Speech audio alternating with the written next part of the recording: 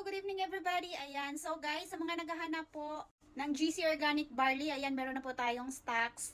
Marami tayong stocks ngayon. It is barley juice and meron na po tayong capsules. Ayan, so yung capsules natin guys is mas mura to siya kaysa juice. Kasi ito, 30 capsules siya in the one bottle. Tapos, merong nakalagay dito na 2 times a day ka pwede umiinom. And ito namang sachet is ano siya, 10 sachet siya, yung powder natin na barley juice. Ayan. Medyo mahal-mahal siya kaysa nito. Pero kung gusto niyo pong mag-check out, kahit nasa Pilipinas kayo, pwede po. Bibigyan ko po kayo ng link dito sa description at dito sa comment section.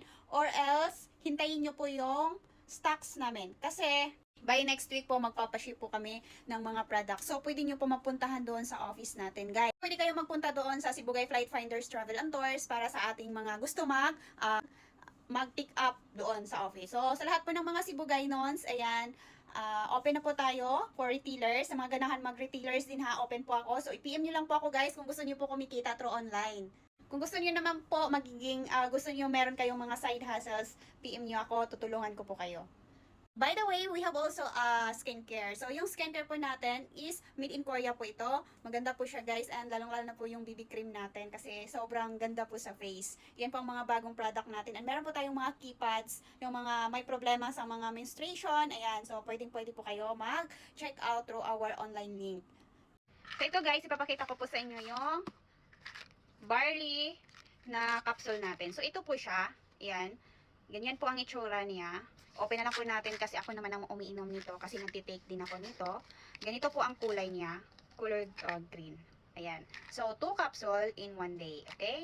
Meron namang nakalagay dito na. So, ito naman guys, yung barley juice natin. Itong powder na sinasabi ko kanina. So, pagkatapos po natin kumain, after 2 hours, bago tayo matulog, ayan, pwede na tayo mag-inom. So, nakakatulong po to siya guys, pampahimbing ng tulog natin.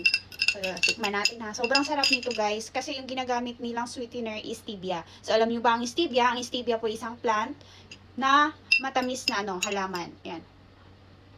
Tikman lang natin. Pero hindi talaga siya matikman guys. Talagang uminom kasi nakaka-addict talaga yung lasa niya at sarap. Wala kang malalasahan kundi sarap.